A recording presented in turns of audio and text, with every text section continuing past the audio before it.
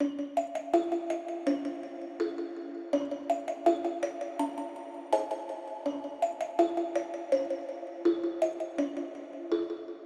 Black Cat, a tale of trickery. The black cat's yellow eyes slid over the sea of human faces, seeking out her prey. That one, a young and pretty face framed by short blonde hair. Time after time the girl's gaze swung back, as though the cat exerted a magnetic attraction. An admirer, Puss thought. Circling around the great hall of what had once been a majestic castle, she ignored the other students and steadily wended her way towards her quarry. Seeing the cat at her feet, the girl, almost a woman grown, stretched down her hand to caress Puss on the back of the head at that sweet spot between a cat's ears. For almost an hour, Puss encouraged the girl's caresses. In return, the cat showed its appreciation, purring and rubbing herself against the girl's legs. And when the students began to leave, Puss lingered where she would be seen. "Come, sweetie," the girl cooed. "You can't stay here. You'll get locked in." Puss ignored the great doors that led outside into the oncoming night. Instead, she chose a door that would lead downwards to the ancient cellars. As the cat had expected, the girl followed, making an annoying clicking noise with her tongue, hoping to lure Puss back into the hall. "Leave it, Jen," a boy behind her said. "I'm sure it doesn't need our help." But Jen had succumbed to Puss's charms. She wouldn't listen. Puss kept far enough ahead to keep the girl's interest, and yet the cat remained elusively out of reach. Always one step ahead, she wandered purposefully down towards the cellar, trailed by Jen. Behind her, the boy slouched along, an unwilling follower. All the better, Puss thought. 2 for the price of 1. The boy complained incessantly. It was taking too long, and they were going too far. They'd never find their way out. The girl turned in annoyance. "Stop complaining, will you? I didn't ask you to come." A loud bang echoed through the narrow corridors. Puss knew that sound. It was the noise made when the caretaker locked up for the night. "Oh dear," thought Puss, "locked in after all." The pair ran back the way they'd come, and Puss, too, retraced her steps to hear them cursing the caretaker. "What sort of idiot locks the doors without checking to see if the place is empty?" the boy said, anger flaring in his voice. "Sorry, Cal, I should have listened." Puss poked her head back through the door to see Cal hugging Jen to him. "Don't worry," he said, trying to reassure her. "At least we can get something to eat and drink. There's that machine in the other room." Jen stood back, thoughtful. "Maybe there's another way out." The boy said nothing, and from the expression on his face, didn't seem hopeful. Then the lights went out, plunging the room into darkness. "Damn," Cal said. "Wait, I'll get my phone." A small light blinked on, enough to illuminate their faces in the dark expanse of the chamber. Puss watched, amused, as they tried to phone for help.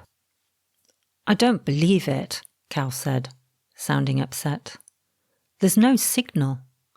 Jen took things more in her stride. "Yeah, I've noticed that before in this room. Weird, isn't it? We might as well look for another way out then." "Let's do it," Cal agreed. "I can use my phone as a torch." When the beam swung across the room, Puss made sure she was seen. "There's your cat friend again," he said. Jen moved towards Puss. "If we follow, it might lead us out of here." That was the cat's cue to move. She ambled through the passageways, always letting them keep sight of her, all the time leading them to where the old cellar waited. "Are you sure you want to go in there?" Cal whinged, when he saw the long, low-ceilinged chamber of ancient stone. In the darkness, it was an unsettling place, the atmosphere thick with memories. And at the far end, A door stood ajar, a gaping black hole. Puss didn't hesitate. She disappeared through the far door, enjoying the feel of dry earth below her pads instead of the cold stone slabs. "Look, there's a tunnel," Jen said, hope in her voice. "Maybe it leads outside." "Or not," Cal added. "You're not from Leicester. But my gran used to tell tales of a tunnel leading from the castle." Jen's laughter echoed in the stone chamber. "Let's have it then." "If you really want to know, there's a cave not far from here where a witch was supposed to have lived. Centuries ago, I mean. Black Agnes, she was called. People round here used to warn the kids not to go into the woods at night, or Black Agnes would get them." He lowered his voice. "It was said that when she caught them, she'd use up every bit of them, their flesh for food, their skin for clothes, and even their bones. Bit gruesome, isn't it? Sounds like one of those tales parents told children to stop them misbehaving." "Yeah, it does. But the cave actually existed. Maybe the tunnel did too." "And you think this is it? The same tunnel?" There was laughter in her voice.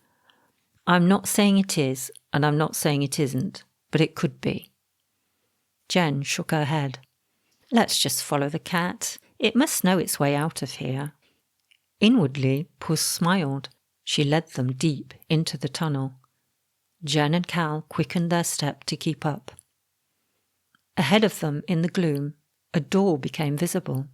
It was a small door, through which a grown man or woman had to bend to gain passage.